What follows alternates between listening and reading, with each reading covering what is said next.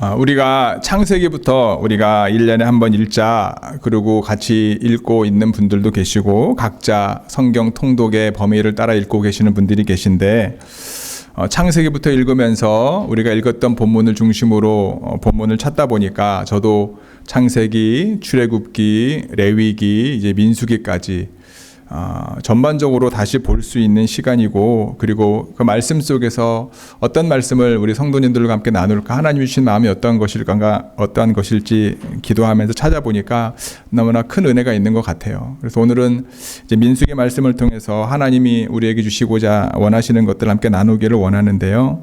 민수기는 우리가 알고 있는 것처럼 영어 이름이 넘버스잖아요. 숫자에 대한 이야기가 많이 나옵니다. 특별히 두 번에 걸쳐서 이스라엘 백성들의 인구 조사가 기록되어 있죠. 시내산에서 1년 거의 다다를 때쯤에 하나님께서는 모세에게 이런 말씀을 하십니다. 20세 이상의 싸움에 나아갈 만한 사람의 숫자를 세라. 민수기 1장 인구조사는 어찌 보면 아브라함에게 100세에 낳은 이삭을 통해서 얼마나 많은 자손이 나오는지 그 약속의 말씀의 성취와 같은 의미이지 않을까. 민수기 1장에 집계된 인구조사에 의하면 몇 명이 나오죠? 20세 이상 싸움에 나아갈 만한 사람이 60만 3,500명이라고 나옵니다. 각 지파별로 다 통계했을 때. 말씀드리지만 20세 이상이 된 전쟁에 나아갈 만한 사람들만 60만 명이 넘는 거고요. 여자분 포함 안 됐고 나이 드신 분 포함 안 됐습니다. 그러면 다 합치면 엄청나게 많은 숫자겠죠. 그래서 대략 150만 명, 130만 명 이렇게 학자들이 추측을 합니다. 어쨌든 민수기 1장에 집계되어 있는 말씀은 출애굽한 사람들 중에서, 출애굽 세대 중에도 20세가 넘는 남자들의 숫자고요. 민수기 26장에 나와 있는 숫자는 가나안 땅에 들어갈 사람, 40년 동안 광야에서 출애굽한 1세대가 죽고 그 다음에 20세 미만이었던 사람들 중에서 가나안 땅에 들어갈 사람의 숫자가 나오죠. 근데 거의 숫자가 똑같지는 않지만 거의 비슷한 것을 우리는 성경을 통해 볼 수 있습니다. 각 지파별로 숫자를 셉니다. 그리고 어떻게 진행을 하죠? 동서남북, 그렇죠? 동서남북해서 12개 지파니까 동쪽, 서쪽, 남쪽, 북쪽 해서 3개 지파씩 진을 치게 만들고 가운데는 뭐가 있습니까? 레위 지파와 성막이 있게 되죠. 여러분, 전쟁을 저도 직접 치러보진 않았기 때문에 모르지만 우리나라 이제 사극이라든가 역사, 드라마나 이런 것들을 보면 제일 앞으로 이제 여러 가지 이제 군시들이 있지만 제일 중요한 곳에 또는 제일 뒤쪽에 있는 것이 이제 헤드쿼터지 않습니까? 본진이지 않습니까? 사령관이 거기에 있지 않아요?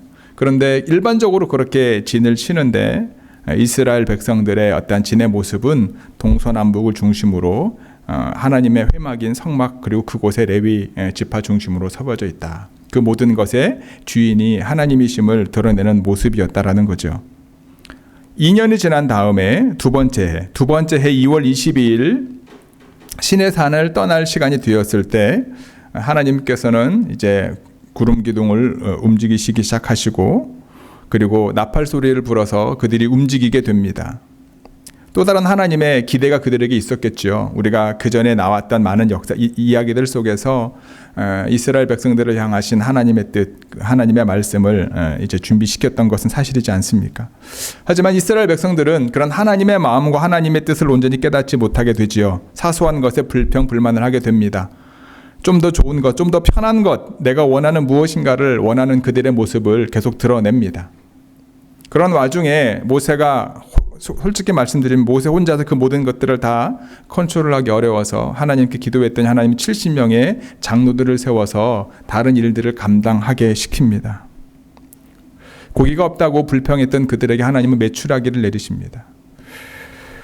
자신들의 기준을 가지고 모세를 평가합니다. 그래서 나도 모세처럼 하나님의 말씀을 전할 수 있는데, 그리고 미리암은 모세가 구스 여인, 그 당시 아프리카 여인이랑 결혼한 걸로 인해서 자신의 어떤 지도, 하나님이 세우신 모세에 대한 반역을 일으키는 모습들을 경험하게 됩니다. 그때마다 하나님께서는 모세가 하나님이 세운 지도자임을 분명하게 말씀하셨습니다. 약속의 땅인 가나안 땅 근처에 도착하게 되었어요. 하나님께서 모세에게 가나안 땅을 탐지할 사람들을 각 지파 중에 한 명, 지도자들, 차세대 지도자들 한 명씩을 세우라고 합니다. 그런데 사실 여러분, 정탐꾼, 오늘 본문에 보면은 이제 하나님이 이제 정탐꾼을 보내신 것처럼 나오긴 하지만 그 전에 보면 신명기에 보면 먼저 하나님께서 모세를 통해서 저 땅을 우리에게 주셨다라고 이스라엘 백성들에게 주었음에도 불구하고 이스라엘 백성들은 먼저 가서 어떻게 할지 방법을 의논했으면 좋겠습니다라고 모세에게 다시 되물어요. 모세는 그들의 이야기를 듣고 하나님께 가서 기도하고 하나님은 그들의 요구를 들어주셔서 12명의 정탐꾼을 보내게 되는 거죠. 여호수아와 갈렙만 믿음이 좋은 사람이 아니라 정탐꾼으로 보내진 12명의 정탐꾼들은 각 지파에서 믿음이 좋고 하나님을 잘 섬기고 다음 세대를 각 지파를 이끌어가 12명을 뽑아서 정탐꾼으로 보냈던 겁니다. 우리가 알고 있는 것처럼 40일 동안 가나안 땅을 두루두루 정탐하고 오지요. 돌아와서 보고를 합니다. 가나안 땅에 대한 사실, 팩트에 대한 보고는요, 12명이 같습니다. 그런데 그 사실들에 근거해서 평가한 평가 보고는 10명과 2명으로 나누게 되죠. 12명이 같았던 가나안 땅의 사실은 어떤 내용일까요? 같이 읽어볼까요? 민수기 13장 나오거든요. 13장 27, 28, 29절, 33절 말씀을 함께 읽겠습니다. 시작.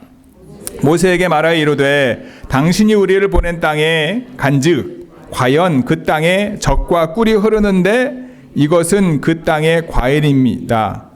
그러나 그 땅 거주민은 강하고 성읍은 견고하고 심이 클 뿐 아니라 거기서 아낙 자손을 보았으며 아말렉인은 남방 땅에 거주하고 헷인과 여부수인과 아모리인은 산지에 거주하고 가나안인은 해변과 요단가에 거주하여더이다. 거기서 네피림 후손인 아낙 자손의 거인들을 보았나니 우리는 스스로 보기에도 메뚜기 같으니 그들이 보기에도 그와 같았을 것이니이다. 아멘. 가나안 땅은 젖과 꿀이 흐르는 땅이다. 12명이 공통적인 의견입니다. 그곳의 과일은 아주 좋다. 다 동일합니다. 그곳에는 견고한 성읍이 있고 발전된 무기들을 가지고 있는 사람들이 있습니다. 더 확실한 것은 아낙 자손, 거인족이라고 얘기하죠. 그들이 그 땅을 지키고 있습니다.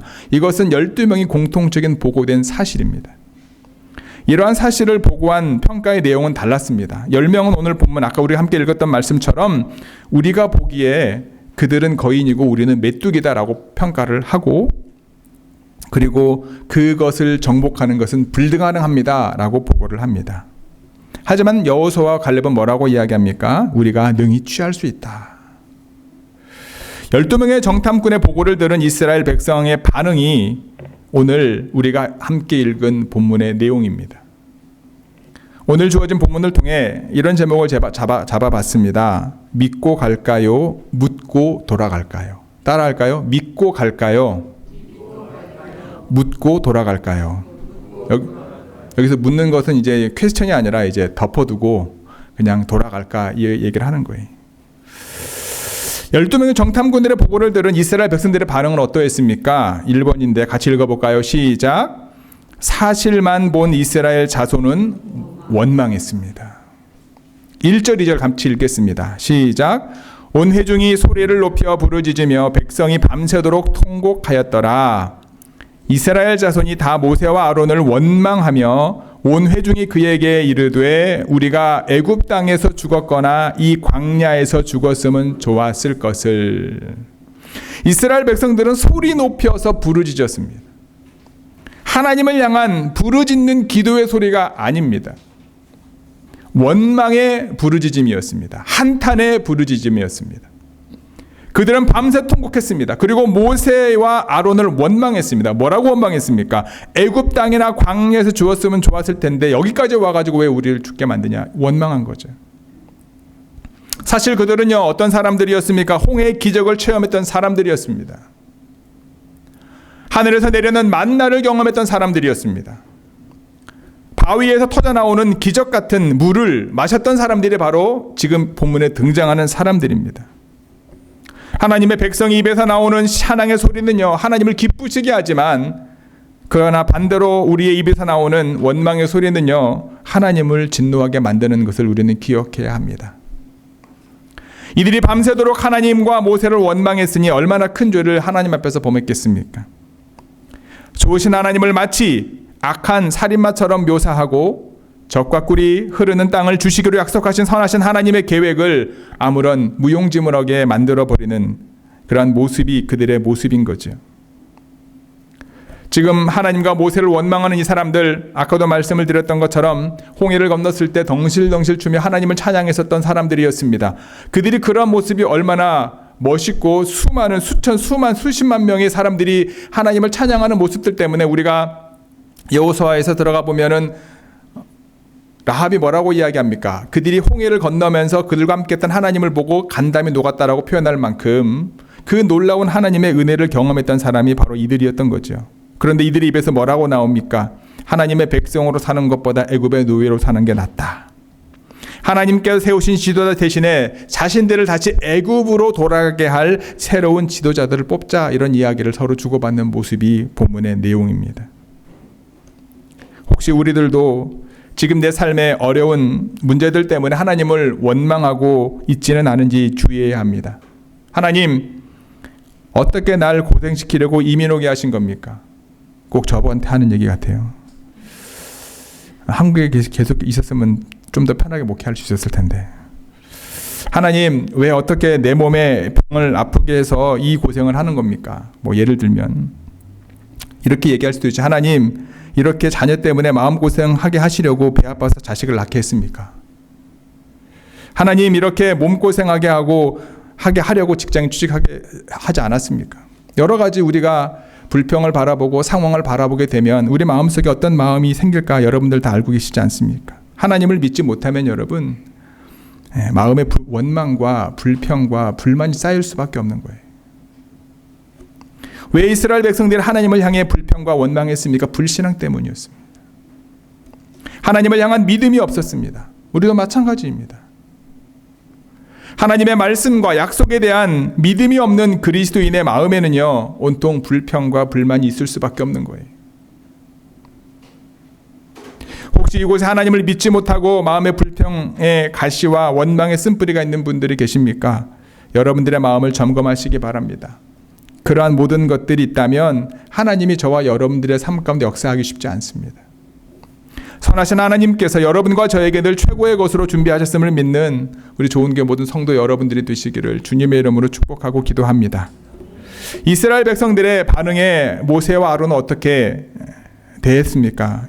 두 번째 말씀이죠. 함께 읽겠습니다. 시작. 지도자로서 모세와 아론은 회중 앞에서 엎드렸습니다. 5절 함께 읽겠습니다. 시작. 모세와 아론이 이스라엘 자손의 온 회중 앞에서 엎드린지라. 아멘. 이스라엘 백성들이 원망하는 대상이 바로 누구였습니까? 모세와 아론이었습니다. 그들에게 강력하게 혼을 내거나 저주하지 않았습니다. 그들이 주는 모욕과 수치를 그대로 감내하면서 그들 앞에서 그냥 엎드려 버립니다. 기도는 하나님 앞에 하는 것이 정상인데 이번 기도는 이스라엘 모든 회중 앞에서 모세와 아론이 합니다. 자기를 원망하는 백성들, 그 백성들의 두려움과 패배의식을 자기의 것으로 끌어안고 그들 앞에서 무릎 꿇고 엎드립니다. 상대방이 험한 말을 한다 할지라도, 비난과 평가를 한다 할지라도 과연 우리도 똑같은 비난과 험담으로 다시 되돌리는 것이 옳을까? 이스라엘 백성들이 고함 친다고 어찌 모세와 아론이 맞장구 치며 자신들은 죄가 없다, 여러분들의 죄다라고 이야기할 수 있겠습니까? 상황만 악화될 뿐입니다. 이 두 사람이 할 수 있는 것은요, 바로 하나님 앞에 엎드려 기도하는 것밖에 없었을 겁니다. 기도는 하나님께 맡기는 겁니다. 모세와 아론이 하나님 앞에 기도할 수밖에 없었던 거지요. 언제까지 그들이 하나님 앞에 또는 백성들 앞에서 엎드려 기도했습니까? 모세와 아론은요, 사람을 향해 입을 열지 않고 하나님 앞에, 사람들 앞에서 엎드렸던 거죠. 언제까지 그들이 엎드려 있었습니까? 모세와 아론은 하나님께서 말씀하실 때까지 엎드렸습니다. 그리스도인에게 가장 안전한 자세는 엎드린 자세이겠죠. 그리스도인에게 크신 하나님의 능력이 함께하는 자세 또한 하나님 앞에 자신의 모든 것을 내려놓는 엎드린 자세일 겁니다. 우리가 무릎을 꿇을 때 하나님께서는 일하시고 모세는 이 모든 상황을 기도로 하나님께 맡겼던 겁니다. 두려움과 실패의식이 교회와 가정을 공격할 때 직분자들과 부모님들은요, 성도들의 넘어짐을 또는 자녀들 또는 가정의 어려움을 안고 하나님 앞에 엎드려야 됩니다. 가족들이 두려워하는 문제를 가지고 부모님들은 그 문제를 가지고 주님 앞에 엎드려 기도해야 될 줄 압니다. 아무것도 염려하지 않고 오직 모든 기도를 구할 것을 감사함을 하나님께 아뢰게 될 때 모든 지각에 뛰어난 하나님께서 저와 여러분들의 마음을 지키실 것임을 기억하시기 바랍니다. 여호수아와 갈렙의 반응에 이어서 말씀드리겠지만 이 모든 상황 가운데 하나님께서 드디어 나타나셨습니다. 그때까지 엎드려 있었던 모세와 아론에게 말씀하신 거죠. 좋은 교회 성도 여러분, 기도가 우리에게 힘이 되는 것은 하나님께서 기도 가운데 나타나셔서 우리에게 말씀하시기 때문임을 기억하시기 바랍니다. 기도의 가장 확실한 자세는 엎드리는 것입니다. 나의 모든 것을 다 드리는 것입니다. 내가 원하는 것을 아뢰는 것이 기도가 아니라 나의 모든 것을 내려놓는 것이 기도임을 기억하시기 바랍니다. 하나님 앞에 두 손 들고 나와 우리가 엎드릴 때 비로소 하나님께서는 우리에게 말씀하시고 우리 삶 가운데 역사하심을 기억하시기 바랍니다. 도저히 감당하기 어려운 상황과 사람을 만날 때마다 하나님께 두 손 들고 모든 것을 내어드리는 엎드림이 있기를 간절히 소망합니다. 주께서 오셔서 자신을 드러내실 때까지, 주님께서 오셔서 우리에게 말씀하실 때까지, 주님께서 오셔서 우리를 일으키실 때까지 부르시고 맡기신 그 자리에서 끝까지 믿음을 지키는 우리 좋은 교회 모든 성도 여러분들이 되시기를 주님의 이름으로 축복합니다. 이스라엘 백성의 소유에 대해 가나안 땅에 대한 사실들을 근거로 여호수아와 갈렙은 어떻게 반응했나요? 3절 함께 읽겠습니다. 세 번째 함께 읽겠습니다. 시작. 여호수아와 갈렙은 믿음의 선포와 도전을 했습니다. 6, 7, 8, 9, 10절 같이 읽겠습니다. 그 땅을 정탐한 자 중 눈의 아들 여호수아와 여분네의 아들 갈렙이 자기들의 옷을 찢고 이스라엘 자손의 온 회중에게 말하여 이르되 우리가 두루다니며 정탐한 땅은 심히 아름다운 땅이라. 여호와께서 우리를 기뻐하시면 우리를 그 땅으로 인도하여 들이시고 그 땅을 우리에게 주시리라. 이는 과연 젖과 꿀이 흐르는 땅이니라. 다만 여호와를 거역하지 말라. 또 그 땅 백성을 두려워하지 말고 그들은 우리의 먹이라. 그들의 보호자는 그들에게서 떠났고 여호와는 우리와 함께 하시느니라. 그들을 두려워하지 말라 하나 온 회중이 그들을 돌로 치려 하는데 그때의 여호와의 영광이 회막에서 이스라엘 모든 자손에게 나타나시니라. 아멘. 그 둘은요, 여호수아와 갈렙은 자신의 옷을 찢었습니다. 아마도 이스라엘 백성들을 향한 답답한 마음의 표현이지 않을까. 그들은 다시 한번 가나안 땅이 얼마나 아름다운 땅임을 강조합니다. 사실을 넘어서는 믿음의 선포를 했습니다. 여호와께서 우리를 기뻐하시면 우리를 그 땅으로 인도해 내실 거야. 그 땅을 우리에게 주실 거야 라고 하는 믿음의 선포를 합니다. 우리가 하나님을 기쁘시게 하면 하나님께서 우리에게 모든 것들을 책임지실 거라고 하는 믿음의 선포를 하고 있는 거죠. 여호수아와 갈렙은요, 하나님과의 약속을 강조했습니다. 하나님께서 지난 1년 동안 그들과 함께 하셨던 신실하심을 강조하면서 이스라엘 백성들 앞에서 믿음의 선포를 했던 거죠. 여호수아와 갈렙은 하나님을 신뢰했습니다. 믿음의 사람은 삶에 어려움이 있어도 하나님으로 말미암아 우리의 삶에 더욱 풍성한 것으로 채우실 거라고 하는 소망이 그들 가운데 있는 겁니다. 눈앞에 보이는 상황이 실망스럽고 절망스러워 보일 수도 있을지 모르지만 믿음의 사람은 모든 것 가운데 역사하시고 합력하여 선을 이루시는 하나님을 의지하며 살아가기 때문에 낙담하거나 좌절하지 않게 되는 것입니다. 여호수아와 갈렙은 전쟁의 승패는 누구에게 있음을 고백합니까? 땅에 있는 것도 아니요, 성에 있는 것도 아니요, 전투력에 있는 것이 아니라 하나님께 있다라고 분명하게 알고 믿음으로 고백하고 선포했던 것입니다. 신앙은 결단과 선택입니다. 아무리 상황이 힘들고 어려워도 선하게 인도하실 하나님을 바라보겠다는 결단입니다. 고난을 보지 말고 하나님의 역사를 보겠다라고 하는 믿음의 선포입니다. 사랑하는 성도 여러분, 전쟁의 성패가 무기에 있는 것도 아니요 말과 마병의 숫자에 있는 것이 아님을 분명히 압니다. 전쟁은 하나님께 달려 있습니다. 우리의 삶도 마찬가지입니다. 아무리 우리가 힘들고 어려워도 우리가 하나님만 온전히 의지함으로 주님의 마음을 기쁘시게 할 수 있다면 하나님께서 반드시 그 약속하신 말씀대로 놀랍게 저와 여러분들 삶 가운데 역사하심을 기대하시기 바랍니다. 어떠한 고난과 역경 앞에서도 믿음으로 하나님을 붙잡고 살아갈 수 있는 저와 여러분 모두가 되기를 간절히 소망합니다. 그리고 그들은요, 이스라엘 백성들에게 도전했습니다. 어떻게 도전합니까? 여호와를 거역하지 말자. 이 땅의 백성들을 두려워하지 말자. 요즘 이제 저희 큰애랑 전화 통화하다 보면 이제 벌써 이제 지금 준용이는 4학년이고 그렇죠? 저희 긍봉우도 지금 2학년이지 않습니까? 이제 올 9월 지나면 3학년입니다. 벌써부터 졸업한 다음에 취업 걱정을 해요. 왜냐하면 워낙 이 베이 쪽에 경기가 안 좋으니까 그리고 인턴을 자기가 몇 가지 알아봤는데 다 안 되니까 요즘 실패 의식에 쩔어 있습니다. 그래서 너무 전화할 때마다 하도 그 얘기를 제가 경봉아 네가 할 일은 있을 거야.